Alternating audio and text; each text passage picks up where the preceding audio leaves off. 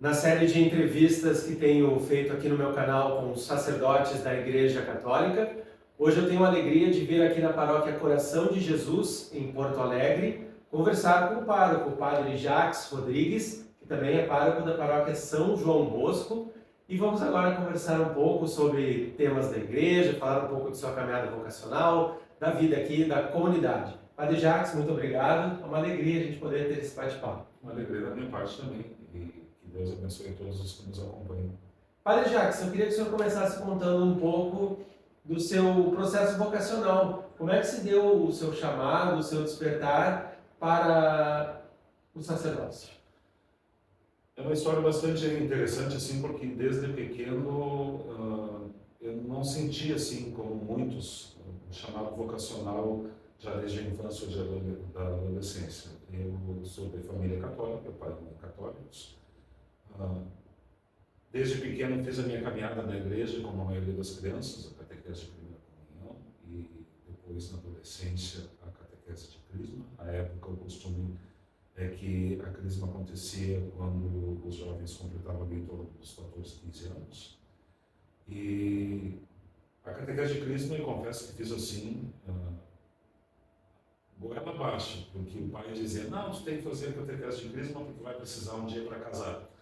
Bem, fiz a catequese de crisma, fiz a crisma e depois pensei, tá bom, cumpriu o que se pedia, e durante bastante tempo nem as missas mais eu frequentava. Até que numa ocasião, eu ali com uns 14, 15 anos, eu dançava no CTG. Isso em qual cidade? É o Eldorado do Sul. Ah, Eldorado. É o Eldorado, meus pais moram lá. E mudou para o bairro uma família e tinha uma moça que eu estava muito afim dela. Isso era adolescente? É, eu tinha ali na época uns 15 anos. Por aí. Não, acho que não tinha feito 16 ainda. Em todo caso, ela não frequentava os mesmos meios que eu frequentava, ou seja, ela não frequentava o CTG. Mas eu descobri que ela participava do grupo de jovens da igreja. Então eu decidi entrar no grupo de jovens. Para tentar me aproximar dessa moça. E no grupo de jovens eu fiz umas amizades muito bacanas, algumas das quais conservo até hoje. E enquanto participava desse grupo de jovens, quem então era pároco lá em Eldorado foi o primeiro pároco, que Eldorado se emancipou do município de Guaíba.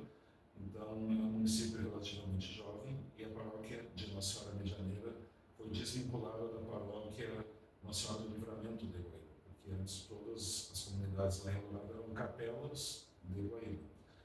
E o então pároco, o fundador da paróquia, cônego Eugênio Mendes, que já é falecido, que Deus o tenha, ele me convidou para ajudar na catequese de crisma.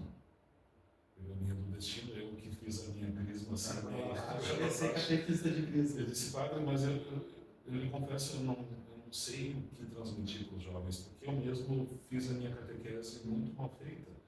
Ele disse, não, eu te ajudo. Ele me deu um catecismo, eu conservo até hoje o catecismo que ele me deu, e eu te ajudo, mas me ajuda na catequese do crisma. Foi quando eu comecei a estudar sobre a fé de forma mais profunda, em vista de dar a catequese.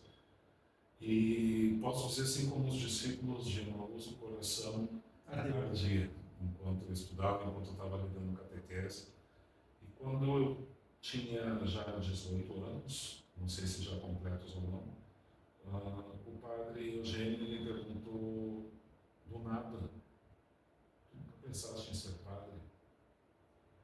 E eu confesso que tive aquela sensação assim, de um soco no estômago, assim, porque me deu um choque aquela pergunta. Porque o padre Eugênio era um homem já de idade, muito simples, muito próximo, um paizão, assim, né? Todo mundo da comunidade o tinha como um verdadeiro pai, quase um avô espiritual.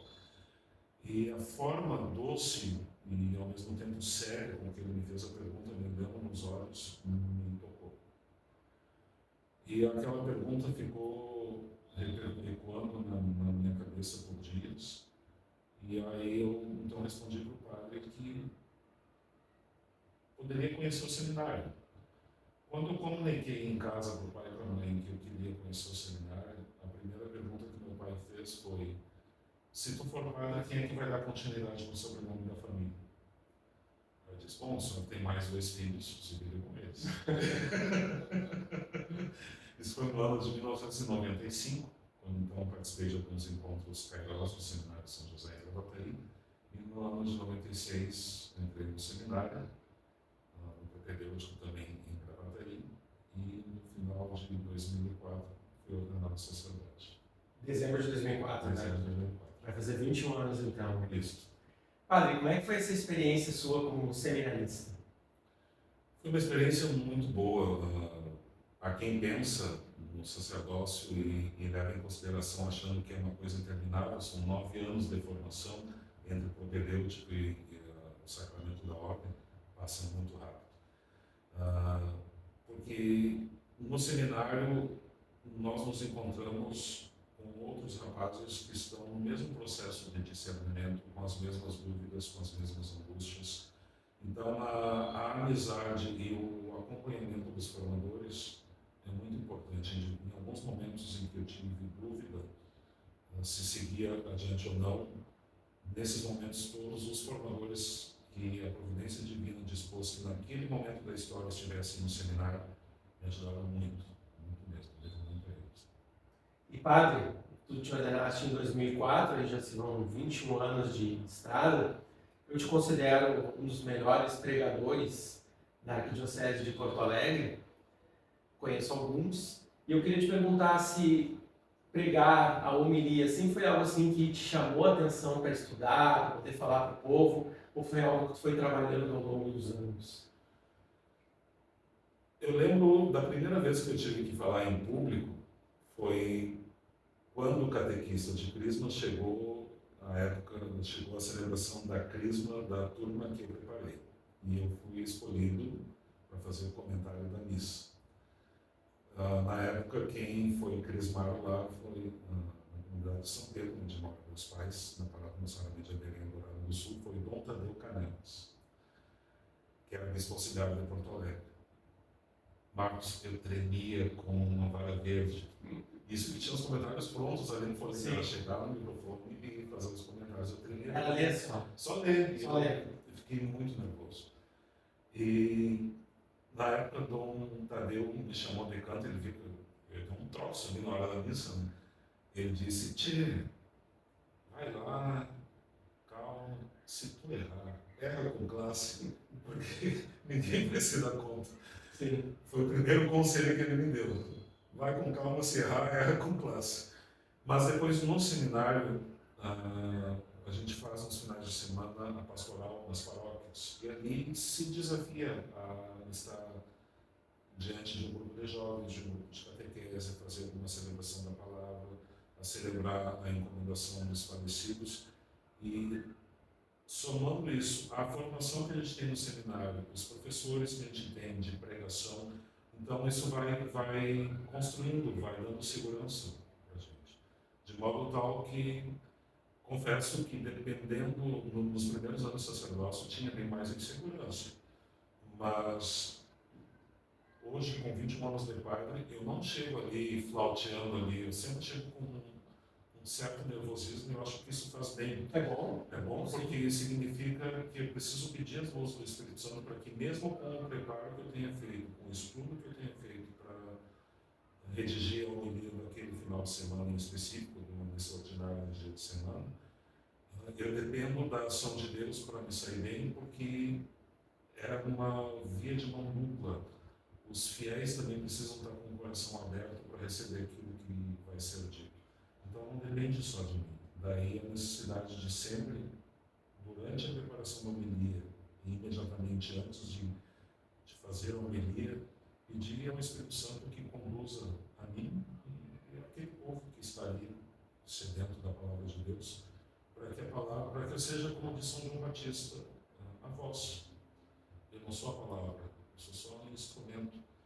E eu sempre, modéstia à parte, tenho muitos defeitos, quem me conhece pode dizer, mas, modéstia à parte, eu tenho plena consciência de que a palavra não sou eu, nem o que eu tenho para dizer. Eu só sou um instrumento, só a voz. A palavra está ali, na Sagrada Escritura, na tradição, no magistério. O que se pede pede e se espera de mim é que eu consiga traduzir o Evangelho, as leituras do dia, fazer uma boa exegese, ou seja, contextualizar bem aquela palavra, para então fazer uma boa hermenêutica, como aplicar essa palavra nos dias de hoje. E aí, a gente faz um pouquinho, Deus faz o resto. Padre, voltando um pouquinho ao tema da tua família, eu queria falar um pouco do Douglas, porque me chama muito a atenção. Douglas é irmão do Padre Jacques, que já faleceu em 2013. Primeiro que chama a atenção assim, que os padres, hoje padres que o conheceram, a admiração que eles têm pelo Douglas, né? Os padres mais jovens que conviveram com ele. Tem a história bonita também de um sacerdote aqui, com o Padre Aloísio, que foi enfermeiro do Douglas, né, na Santa Casa, né? Mas eu queria que tu contasse assim, tu como irmão mais velho dele, porque o Douglas chegou a ser seminarista também, né? Como é que foi isso? Ele foi seguir um caminho próprio, ele olhou para ti que estava no seminário e já era padre. Como é que foi essa trajetória do Douglas? A trajetória do Douglas foi muito bonita porque ele desde pequeno, desde muito jovem, manifestava a vontade de ser padre. Quem segurou ele um pouco fui eu. Por ele já teria entrado na época o mais jovem possível, que na época era no ensino médio do seminário. E como o Douglas sempre foi um rapaz muito puro de coração, e eu achava assim que ele era um pouco imaturo. E aí eu disse, não, vai entrar então no propedêutico, faz o ensino médio fora. Então, coitado, eu que segurei a entrada dele no seminário, ele teria entrado 3 anos antes. E diferente de mim, assim, e aqui não é falsa modéstia, o Douglas sempre teve um coração muito puro, sabe? Um coração, tanto que ele, antes de morrer, nos últimos minutos, na última hora de vida, que ele já estava assim muito ofegante, o Douglas faleceu de câncer, ele teve vários melanomas, fez muitas cirurgias, mas um dos melanomas atingiu o peritônio e então não tinha, para o câncer de pele, para o melanoma não tem nenhum tipo de quimioterapia, só a extração, mas o peritônio não tinha como fazer. Então, o prognóstico dele, quando foi diagnosticado esse câncer no peritônio, foi de 6 meses de vida, e de fato, ele ainda viveu 5 anos e meio, foi muito próximo do prognóstico. E no final, então, o câncer foi se espalhando e ele acabou morrendo de falta de ar, porque o pulmão ficava comprimido, ele não conseguia respirar, e ele, jovem, tinha 24 anos, o coração não resistiu por causa da pressão sobre os pulmões. Então, as últimas horas dele foram muito angustiantes, foi uma verdadeira agonia, com dificuldade de respirar, e ele, quando ele percebeu que estava próximo à Páscoa dele, ele ficava repetindo sempre as mesmas frases. Eu amo vocês. E uma frase que ele repetia a cada instante: eu tenho muito zelo apostólico. Essa frase ficou marcada até lá, foi posta no túmulo dele: eu tenho muito zelo apostólico. Ele sempre teve muito zelo apostólico, desde pequeno.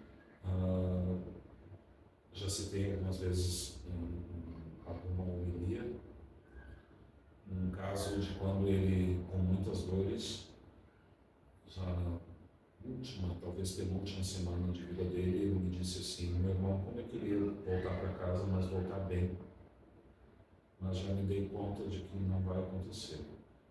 Então eu cansei de perguntar para Deus por que eu estou passando pelo que eu estou passando, porque eu me dei conta de que a resposta não vai mudar a minha situação. Então eu passei a me perguntar por quem eu vou oferecer essa próxima meia hora, essa próxima hora de dor. E aí ele me disse assim: tu sabe que me falta dor porque é tanta gente que precisa que eu não tenho o suficiente para oferecer. Então, de fato, ele sempre demonstrou ter um coração muito sacerdotal, muito mais do que eu. Para mim, um grande exemplo de jovem, de vocacionado, de seminarista, de santidade.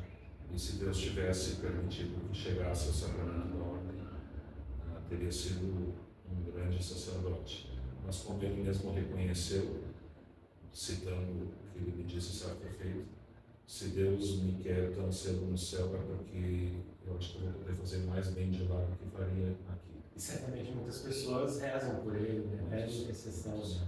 Inclusive, junto ao túmulo dele, já encontramos plaquinhas de votos de agradecimento por graça alcançada. Porque tem muita gente que tem reza e pede intercessão dele. Agora eu queria falar rapidinho, Padre, da sua mãe, porque a sua mãe tem um trabalho muito especial, que é ela que faz os seus paramentos, né? E não só os seus, de muitos padres. De muitos padres dessa diocese e Brasil afora. Volta e meia, quando eu vou visitar, ela está lá empacotando para mandar pelos correios até para outros países já, paramentos. A história foi assim, a mãe sempre foi costureira, mas costurava para senhoras, vestidos, roupas femininas. Quando eu entrei no seminário, o pai e a mãe estavam numa condição financeira bastante delicada. Então a mãe costurava para mim calça e camisa, porque saía mais barato do que comprar na loja. Quando foi se aproximando a data da ordenação, não tínhamos recursos para comprar os paramentos. Então eu peguei alguns emprestados de alguns padres para a mãe tirar o molde e fazer túnica e casulo, e as dalmáticas quando eu fiquei diácono. E alguns colegas depois pediram para ela fazer também, e depois um e outro padre, e mais um e outro padre. E hoje ela costura junto com a minha cunhada para padres da diocese e alguns do Brasil e alguns até fora do Brasil. E como é que faz para encontrar a sua mãe no Facebook? Tem um contato para quem daqui a pouco quiser fazer uma encomenda? A mãe tem Facebook, tem Instagram. A gente vai colocar na descrição do vídeo, nós vamos colocar os contatos também do padre. A mãe é mais fácil de acessar do que eu, porque eu nem rede social não tenho, mas a mãe tem esses contatos, é bastante fácil de encontrar. Padre, agora já estamos encaminhando aqui o reta final do nosso bate-papo, falando um pouquinho aqui da vida comunitária da Paróquia Coração de Jesus. Eu queria que o senhor falasse de um aspecto que me chama muito a atenção, que é o zelo pela celebração. Invariavelmente aqui sempre tem um organista na celebração. Isso demonstra que o senhor tem um cuidado todo especial pela liturgia. Sim, eu sempre gostei de estudar bastante, uma coisa de que gosto. E há alguns anos eu ganhei de presente da irmã Maria Kirchner. Ela é irmã franciscana bernardina. Foi minha professora particular, ela me deu aula em privado de grego e latim. E ela me deu de presente uma coleção, um livro de uma coleção da Paulus que é sobre a música sacra. Então, todos os documentos pontifícios que já saíram ao longo da história da Igreja sobre música. E quando eu li aquele documento, me chamou muito a atenção que nos primeiros séculos, até o primeiro milênio da Igreja, não existiam instrumentos musicais na liturgia. Porque o único instrumento digno, que era considerado digno para louvar a Deus, era a voz humana. Depois, com o passar do tempo, sobretudo no segundo milênio, se admitiu o uso do órgão de tubos porque era o som que mais se parecia, até pelo sopro, com a voz humana. Então, estudando sobre a liturgia, que é uma área de que gosto muito, e sobre a música sacra, eu sempre percebi assim que isso ajuda as pessoas a rezar. Então, o padre, ele não é um animador de auditório, né? Ele está ali como ministro da Igreja para celebrar o sacramento, oferecer o sacrifício de Cristo ao Pai, movido pelo Espírito Santo, em favor da comunidade, mas tudo aquilo que envolve celebração litúrgica deve ajudar o fiel a rezar. E tudo aquilo que perturba ou distrai deve ser evitado na liturgia. Então, eu procuro, com zelo, dar formação e proporcionar aos fiéis que consigam vir a missa e rezar. Ou, pelo mínimo, que eu não atrapalhe de que rezem. E esse desafio de cuidar de duas paróquias, padre? Eu suspiro porque é um desafio grande. Era o evangelho de ontem. A messa é grande. A messa é grande, os trabalhadores são poucos, e depois, ao longo da messa que mande operários para a colheita, também era o evangelho do 14º domingo do tempo comum. De fato, os desafios são grandes, porque por mais próximas que sejam as paróquias, eu não é privilégio meu, alguns padres nessa diocese tem padre que tem 4 paróquias. Já entrevistei ele no canal, inclusive, você pode acompanhar a entrevista com ele. Não, é heróico, é heróico. tenho admiração, assim, não tenho a mínima inveja. Porque, por mais próximas que sejam as comunidades, cada comunidade em particular tem a sua cultura, o seu jeito de ser, a sua história. Então, não dá para botar tudo no mesmo saco e dizer, bom, vamos fazer tudo em conjunto, as reuniões de ministros, de conselhos, de liturgia, de catequese. Porque não adianta, cada paróquia tem a sua caminhada. E o povo tem sede de Deus. E não conseguimos estar em todos os lugares em todo o tempo. É a necessidade de que se reze muito pelas vocações, mas que antes se reze para que tenhamos famílias santas, porque onde não houver uma família santa, não houver uma educação cristã, já desde a base, vai ser mais difícil que dali saiam vocações boas, santas, para o matrimônio, para o sacerdócio e para a vida religiosa. Mas é um desafio grande. Não desejo para outros, assim, que não necessitem, né, de ter esse o ideal desafio. seria que tivéssemos sacerdotes suficientes para todas as comunidades, para atender bem as demandas do povo. Padre Jacques, muito obrigado por esse bate-papo. Espero que você tenha gostado aí dessa conversa com o Padre Jacques. Na descrição do vídeo eu vou deixar os horários de missa aqui da Coração de Jesus, também da Paróquia Dom Bosco. Muito obrigado, que Deus te abençoe, teu ministério. Espero que você tenha gostado desse bate-papo. Considere aí se inscrever no canal, compartilhe essa entrevista aí com seus familiares, com seus amigos, pessoas próximas a você. Vai ajudar este projeto a crescer, que tem como objetivo anunciar a Igreja Católica, anunciar a Jesus Cristo. Grande abraço e até a próxima!